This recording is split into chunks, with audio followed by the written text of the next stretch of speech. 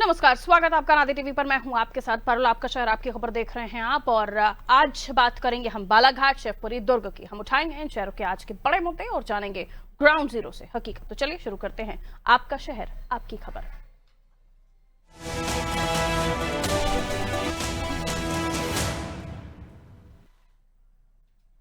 सबसे पहले बात करेंगे मध्य प्रदेश के बालाघाट की, जहां 108 एम्बुलेंस चालकों की मनमानी से एक मरीज की जान चली गई।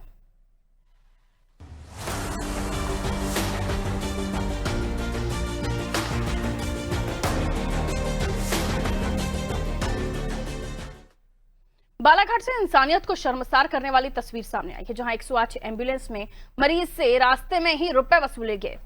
मामला बिरसा विकासखंड के ग्राम जत्ता का है, जहां 20 वर्षीय गायत्री उइके मलेरिया से पीड़ित थी। बिरसा अस्पताल से रेफर कर उसे बालाघाट जिला अस्पताल लाया गया।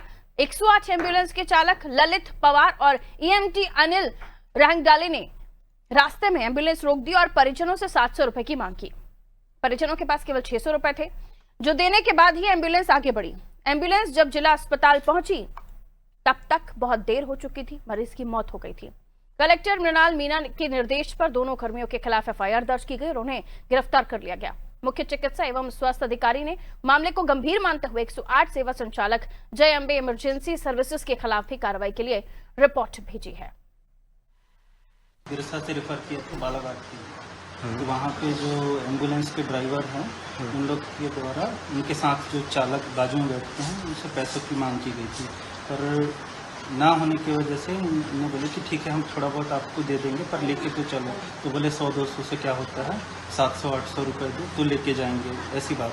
तो आप लेके तो चलो भैया, हम आपको कुछ न कुछ व्यवस्था कर देंगे। तो बोले प्राइवेट वाले 3000-4000 लेते हैं, तुम लोग 700-800 नहीं दे सकते, इस तरीके की बात की। फिर हम इमरजेंसी थी, हमने इनको बैठा के भेजे। तो रास्ते में उनकी मम्मी को इन लोग ने पिकअप किया और इन लोग ने वहाँ पे पैसों के लिए जोर जबरदस्ती की, बोले कि आगे नहीं लेके जाएंगे यदि पैसे नहीं दिए तो। इनसे 700 बोले, तो इनके पास 600 ही थे, तो 600 रुपये लिए और उसके बाद तभी इधर पर लेकर आए। या हम बालाघाट हमको पहुँचा दो, हॉस्पिटल चले जाएंगे, उसके बाद आपको पैसा दे देंगे। तो विश्वास नहीं है कहीं। अच्छा। हाँ, विश्वास हम किसी के ऊपर नहीं कर सकते कहीं। अच्छा। तो धीरे धीरे रोकते रोकते लाए हैं पेशेंट को। हम बोले पेशेंट की हालत बहुत गंभीर हो रही है, हमको जल्दी ले जाओ, तो जा तो रहे हैं बोले। ये मैं सभी नागरिकों से अपील करता हूँ जो कोई भी इमरजेंसी सर्विसेज अगर अवेल कर रहे हैं और उनके ऑपरेटर्स, चाहे वो प्राइवेट ऑपरेटर्स हों या पब्लिक ऑपरेटर्स हों, अगर आपसे अवैध पैसे की मांग करते हैं तो ये एक अपराध है। आप इमीडिएटली चाहे तो पुलिस कंट्रोल रूम को, डायल 112 को आप इन्फॉर्म करें और इमीडिएटली हम एक्शन करेंगे, क्योंकि ये बहुत ही बुरी चीज़ है कि किसी व्यक्ति को जब वो इस प्रकार की इमरजेंसी में हो, जब उसको सबसे ज़्यादा, चाहे वो पब्लिक ऑपरेटर्स हों या प्राइवेट ऑपरेटर्स हों, उनकी ज़रूरत हो, उस समय यदि उसकी मजबूरी का फ़ायदा उठाकर कोई भी इसको एक्सटॉर्शन के रूप में लेना चाहेगा तो हम लोग उसको किसी को छोड़ेंगे नहीं और सबको जेल जाना पड़ेगा। अगर किसी के साथ इस प्रकार की घटना हुई है, बार बार देखने में आ रहा है कि कुछ एम्बुलेंस के जो ऑपरेटर्स रहते हैं वो हॉस्पिटल लेके जाने के नाम पे पेशेंट से बार बार डीलिंग करते हैं या उनसे पूछते हैं। तो मैं उनको भी एक बार चेताना चाहता हूँ कि यदि आपके ऊपर, आपके खिलाफ कंप्लेंट मिलती है तो आप ये मान के चलिएगा कि आपको जेल जाना पड़ेगा। बिरसा से रेफर किया। इंसानियत को शर्मसार करती है खबर, जहां एम्बुलेंस चालकों ने मात्र 700 रुपए, जिसमें से भी उन्हें मिले 600 रुपए, 1 घंटे तक ये एम्बुलेंस रुकी रही थी। ये महिला जो मलेरिया से पीड़ित थी, 1 घंटे की देरी से पहुंचने की वजह से उसकी जान चली गई। कार्रवाई हुई है। इस तरह की और भी मामला सामने आते रहे हैं, जहां एम्बुलेंस या तो समय पर पहुंचती नहीं है, या पहुंचती है तो वसूली की जाती है। और अस्पतालों से भी इस तरह की खबरें सामने आती रही हैं, जहां पर जो प्रसूताएं हैं उनसे भी, उनके परिवार वालों से पैसे मांगे जाते हैं। और ये सब जो सीनियर्स हैं उनकी निगरानी में हो रहा होता है। ऐसे कई सारे आरोप है, लेकिन आप देखिए डिपार्टमेंट का बजट कितना है। जो हेल्थ डिपार्टमेंट मध्य प्रदेश में 24-25 में जो बजट इशू हुआ था, 21,444 करोड़ रुपए, ये स्वास्थ्य और परिवार कल्याण विभाग का बजट है। और ये जो सेवाएं देने वाले ये ठेकेदार कंपनी है, अब इस पर कार्रवाई हो रही है। यहाँ एम्बुलेंस भी जो अस्पताल की है वो नहीं है। इंद्रजीत हमारे साथ जुड़े हुए हैं। 25-26 का भी बजट है, ये बढ़ गया था इस बार यानी 25-26 के बजट की मैं बात करूं तो स्वास्थ्य सेवाओं के लिए जो बजट पड़ा वो 23,533 करोड़ रुपए का प्रावधान रहा। तो ये स्थिति है। जी बजट के बाद भी। इंद्रजीत, बताइए जरा ये पूरा मामला क्या है, और मैं यहाँ की व्यवस्थाओं की भी बात आपसे करना चाहूंगी, उसके बारे में भी जानकारी दीजिएगा। ये जो ठेकेदार कंपनी है वो ये एम्बुलेंस सेवा चला रही थी, अस्पताल की खुद की एम्बुलेंस नहीं है, और आसपास के इलाकों में क्या व्यवस्थाएं हैं जो मरीजों को लाने ले जाने के लिए हैं? कार्रवाई कीजिए, पकड़े गए हैं तो कार्रवाई हो रही है, नहीं पकड़े जाते तो इनकी जेब में 600 रुपए गए थे, लेकिन जो मरीज के साथ अन्याय हुआ है वो तो सामने आता ही नहीं। जी देखिए पारुल, दरअसल मध्य प्रदेश सरकार स्वास्थ्य को लेकर काफी गंभीर है कि सामान्य जनमानस को भी स्वास्थ्य की सेवाएं उपलब्ध हो जाए और आसानी से मिल जाए। लेकिन 26 अक्टूबर के दरमियानी एक आदिवासी ग्रामीण की महिला जो ग्राम जत्था की बताई गई है, उसे बिरसा थाने में भर्ती कराया गया था क्योंकि वो मलेरिया से पीड़ित थी। लेकिन बिरसा थाने के हॉस्पिटल में वो उनको उसका उपचार नहीं हो पाया और वहां के डॉक्टरों ने उसे बालाघाट रिफर कर दिया और 108 एम्बुलेंस की व्यवस्था की। 108 एम्बुलेंस में जब उस मलेरिया से पीड़ित जो युवती थी 20 वर्षीय गायत्री उइके को वहां पर लिटाया गया और उसके बाद उसके जो चालक ललित पवार और ईएमटी जो थे अनिल रामडाले ने वो गाड़ी लेकर बालाघाट जिला चिकित्सालय के लिए उन्होंने निकाला। लेकिन बीच रास्ते में ही उन्होंने उनसे पैसा वसूला। ये पहले 700 रुपए की उन्होंने बात की कि 700 रुपए हमें चाहिए, उसके बाद ही हम आपके गाड़ी को आगे बढ़ाएंगे। हालांकि परिजनों ने काफी विनती की कि हमारे पास उतने पैसे नहीं है, आप जिला अस्पताल हमें ले जाइए, उसके बाद हम आपकी व्यवस्था पूरी पैसों की करेंगे। लेकिन वो लोग अड़े रहे कि आप लोग प्राइवेट में ज्यादा पैसे देते, हमको 700-800 रुपए देने में क्या तकलीफ है। उसके बाद भी परिजन थे, वहां केवल महिलाएं थी, तो उन्होंने 600 रुपए अरेंज किया और उन्हें 700 रुपए की जगह 600 रुपए दिया। उसके बाद ही एम्बुलेंस 1 घंटा, वो भी जंगल क्षेत्र में, उन्होंने लौगुर का जो जंगल क्षेत्र है, काफी घना जंगल क्षेत्र है और नक्सलाइट का जो क्षेत्र है वो माना जाता है, वहां पर उन्होंने 1 घंटा गाड़ी को रोका और उसके बाद गाड़ी को आगे बढ़ाया और फिर जिला चिकित्सालय अस्पताल 27 अक्टूबर की सुबह 3 बजे पहुंचे। जब 27 अक्टूबर की सुबह 3 बजे जब वो पहुंचते हैं जिला चिकित्सालय अस्पताल, तो वहां पर काफी देरी हो जाती है। इलाज के दौरान देरी होने के कारण और लेट पहुंचने के कारण उस 20 वर्षीय जो गायत्री उइके उसकी मृत्यु हो जाती है। जी पारुल, बिल्कुल व्यवस्थाएं कुछ इस तरह से होनी चाहिए कि जो एम्बुलेंस चालक है उनकी मनमानी ना हो, जो कंपनियां हैं उनकी मनमानी ना हो। देखिए, अब हम जीपीएस ट्रैकिंग के बारे में बात कर सकते हैं। अगर इस तरह की व्यवस्था है तो ये 1 घंटे तक ये जो गाड़ी थी कहीं खड़ी क्यों रही? ये अस्पताल प्रबंधन अगर जो या फिर जो कंपनी है जो सेवाओं को दे रही है उसे भी मॉनिटर करना चाहिए कि कहीं आपकी गाड़ी खड़ी है या समय पर नहीं पहुंची है तो क्या हो सकता है। कई बार कोई हादसा भी हो गया या गाड़ी का टायर पंक्चर हो गया, कहीं कोई स्थिति बन गई, तो ये व्यवस्थाएं जो है ये मॉनिटर होती रहनी चाहिए समय समय पर, ताकि किसी भी तरह की इस तरह की जो घटनाएं होती हैं ये ना हो।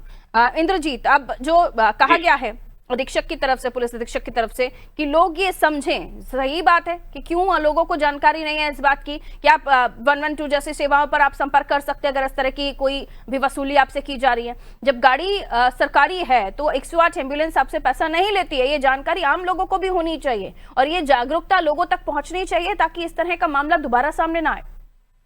बिल्कुल पारुल, मैं बता दूं कि ये पहला मामला नहीं है कि उसके चालक और जो ईएमटी थे उन्होंने पैसा लिया है। जिले में अधिकतर अस्पतालों में लगी गाड़ियों की जो अम्बे सर्विसेज जो सेवाएं देती है कुछ कंपनी की, वो अधिकतर इनके चालक और जो ईएमटी होते हैं वो अवैध वसूली करते हैं और उन पे प्रेशर देते हैं कि हम यहाँ पर अस्पताल पर ले जाएंगे, उनके से अवैध वसूली की जाती है और ये जिला प्रशासन और लगभग स्वास्थ्य विभाग को मालूम होता है।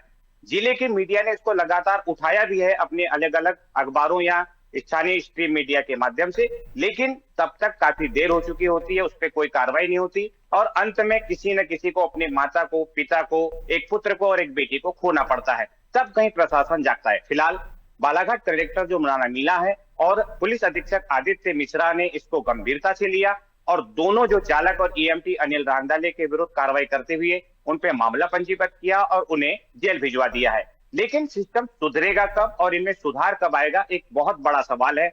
हालांकि जिले में अधिकतर से ही सुधार आएगा। मैंने जिक्र किया मॉनिटरिंग का। अगर हम सिर्फ एम्बुलेंस व्यवस्था की बात करें, वैसे तो बहुत सारी चीजें जिनको दुरुस्त होना चाहिए। ऐसे लोग हैं ही क्यों सिस्टम में जो वसूली करते हैं या इस तरह के कमीशन खोरी का काम करते हैं। मैं बहुत शुक्रिया इंद्रजीत जानकारी के लिए। तो मॉनिटरिंग की जरूरत है। अगर ये गाड़ी कहीं गई है तो जो कंपनी है या फिर अस्पताल प्रबंधन है उनके पास जीपीएस ट्रैकिंग जैसे डिवाइस गाड़ियों में होने चाहिए जिससे पता चल सके गाड़ी कितनी दूर है, कहाँ रुकी है और क्या जरूरत है गाड़ी को। ये संपर्क अगर होंगे चीजों से लेकर या मरीज से लेकर तो शायद इस तरह के मामला सामने ना आए। लोगों को भी जागरूक होने की जरूरत है। 108 एम्बुलेंस सेवा फ्री है, आपसे कोई पैसा नहीं लिया जाता। और अगर इस तरह के कोई चालक आपसे पैसा मांगते हैं तो मेहरबानी करके शिकायत कीजिए, ताकि आपके साथ इस तरह की लूट ना हो सके और आप समय तक अस्पताल पहुंच सके।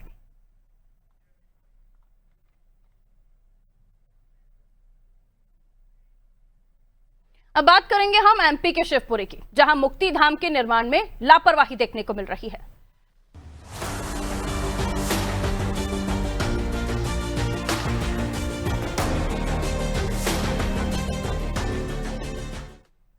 शिवपुरी जिले के रनौद नगर परिषद क्षेत्र में मुक्तिधाम के निर्माण में लापरवाही और भ्रष्टाचार के आरोप सामने आ रहे हैं। आपको बता दें, नगर परिषद के जरिए 88 लाख रुपए की लागत से 2 मुक्तिधामों का निर्माण कराया जा रहा था, लेकिन 1.5 साल बीत जाने के बाद भी दोनों मुक्तिधामों का कार्य अधूरा पड़ा हुआ है।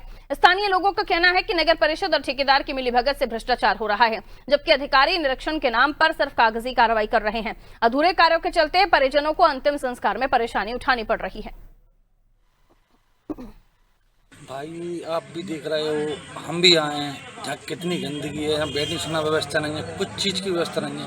बताओ आते हैं मुक्ति धाम में तो हर लोग आते हैं, लेकिन आना पड़ती है यहाँ बिल्कुल ना बैठने की ना कुछ चीज़ की व्यवस्था नहीं है यहाँ पे। तो आते हैं पर बट मन से आते हैं, चारों तरफ गंदगी है, चारों तरफ सब जगह है, इसका कोई काम नहीं होगा, कुछ काम नहीं हो रहा, ना हुआ ना हो रहा। आते हैं, पैसा आते हैं, खा जाते हैं, पता नहीं है उनका। ये टीन सेट चल रही है, टीन सेट ही नहीं है उसमें। और बरसात अवेल पानी अगर बरस जाता है तो पानी का लाशें हम कहाँ ले जाएँ इसको जलाने की कोई सुविधा नहीं है इसमें। ऐसे इसका काम आया हुआ था तो इसका काम हुआ नहीं है, अभी तक नहीं हुआ काम, अधूरा काम पड़ा है। हमने नगर परिषद को भी अवगत करा दिया, सीएमओ साहब को भी अवगत करा दिया, लिखित में भी दे दिया, पर कोई सुनवाई नहीं है। सीएमओ साहब को भी पता है, अध्यक्ष साहब को भी पता है कि काम पूरा अधूरा पड़ा है। 1.5 साल से देख रही हूँ मैं, पर कुछ भी नहीं है। ना तो गेट का उधर कोई सिस्टम है, गेट भी नहीं है। आवारा पशु उसमें ऐसे ही घुसे रहते हैं, ना तो गेट है, ना टीन सेट है, ना नीचे फर्श है, ना कमरे, कुछ भी नहीं है उधर। तो आपने शिकायत ये लिखित में की थी या आवेदन वगैरह दिया था? लिखित में दिया था, उसमें नगर परिषद ऑफिस में लिखित में भी दिया था, और वैसे फ़ोन पर भी बोल देते हैं, सामने से भी बोल देते हैं, अवगत कराते रहते हैं, पर कुछ भी काम नहीं हो पा रहा। लगभग 1.5 साल से धीमी गति से काम चल रहा है उसका। 12 नंबर वार्ड का कुछ पेमेंट कर दिया है, वार्ड नंबर मुक्ति धाम का उसका कार्य चल रहा था, हमने उसका पेमेंट नहीं करा, इसलिए उसने काम रोक दिया उसने। और ये योजना से कोई नहीं है, ये निकाय से इसका पेमेंट होना है, निकाय में कोई राय नहीं है, इसलिए इसका पेंडिंग में काम डला है। तो अच्छा, ये आप बता सकते हैं काम कब तक हो जाएगा? ये तो ठेकेदार से मेरी बात हुई है, वो लगभग 1-1.5 महीने दीपावली बाद से काम लगा देगा, तो काम 1-2 महीने में पूर्ण हो जाएगा। तो देखिए, मुक्तिधाम 88 लाख रुपए की लागत से 2 मुक्तिधाम बनाने थे। ये व्यवस्थाएं हैं, ये सुविधाएं हैं और ये इंफ्रास्ट्रक्चर है जहां लोगों को मरने के बाद शमशान घाट तक ना नसीब हो। तो ये गंदगी आप देख रहे हैं। 88 लाख रुपए की लागत से 2 मुक्तिधाम बने थे। 1.5 साल हो गए, न जाने कौन सी बिल्डिंग बना रहे हैं जो बन नहीं पा रहा है, और लोगों को परेशानियां हो रही हैं और सुनने वाला कोई नहीं, क्योंकि भ्रष्टाचार में लिप्त हैं लोग और उन्हें किसी भी बात का कोई खौफ नहीं। अब देखना होगा इस पर क्या कार्रवाई होती है।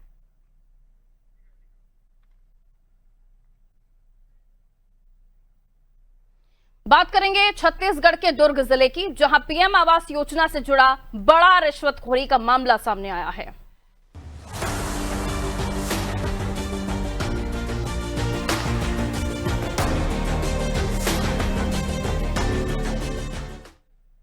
छत्तीसगढ़ के दुर्ग जिले के अहिवारा नगर पालिका परिषद में पीएम आवास योजना से जुड़ा बड़ा रिश्वतखोरी का मामला सामने आया है।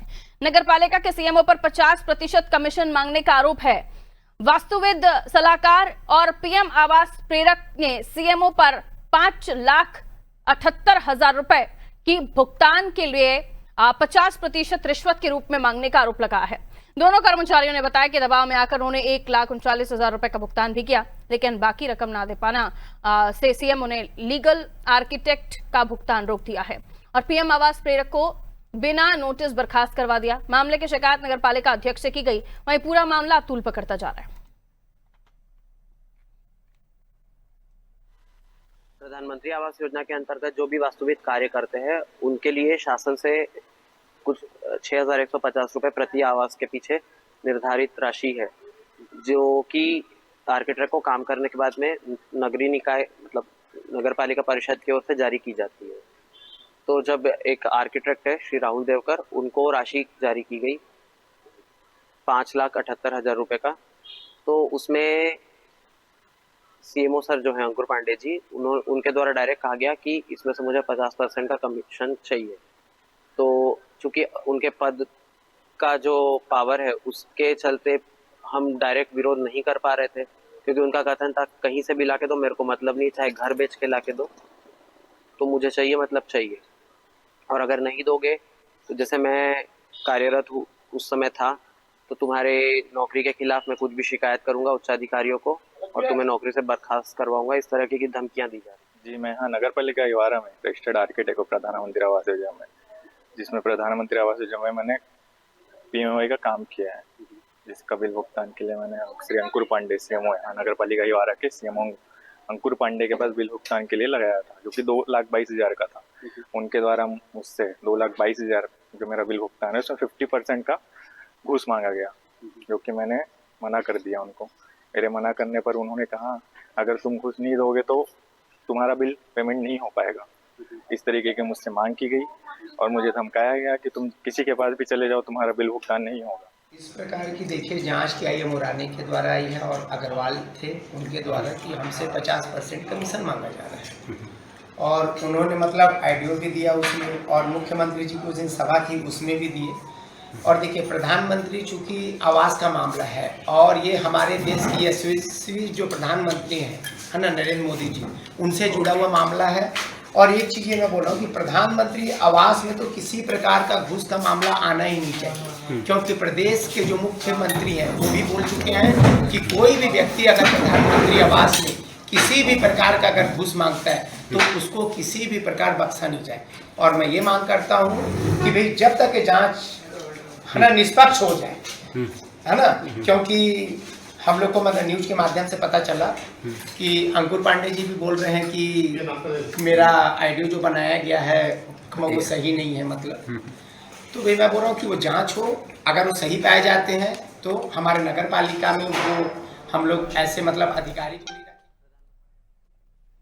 पीएम आवास जैसी जन कल्याणकारी योजना का फायदा जो है जनता को इसलिए भी नहीं मिल पाता क्योंकि ऐसे जो घूसखोर लोग हैं ना, ये योजनाओं का जनता तक पहुंचने का जो जरिया है वही बंद कर देते हैं।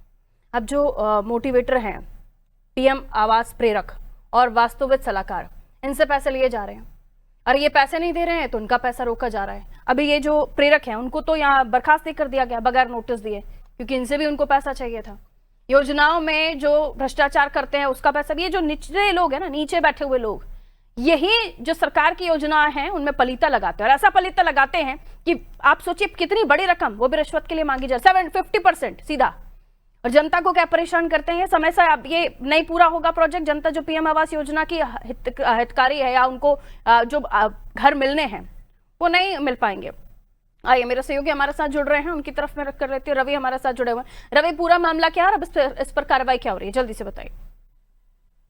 देखिए पारुल, जिस प्रकार से दुर्ग जिले के जो नगर पालिका परिषद अहिवारा में जो देश के प्रधानमंत्री नरेंद्र मोदी की महत्वाकांक्षी योजना पीएम आवास योजना में जिस प्रकार से जो वहाँ के नगर पालिका परिषद अहिवारा के जो CEO है अंकुर पांडे, उन पर काफी ज्यादा गंभीर आरोप लगा है कि उनके द्वारा आर्किटेक्ट फीस के नाम पर जो आर्किटेक्ट को जो फीस दिया जाता है उसमें 50% कमीशन रिश्वत के रूप में मांगी जा रही थी, जिसमें जो आरोप पूर्व आवास प्रेषक अंशुल मुराने और वास्तुविद सलाहकार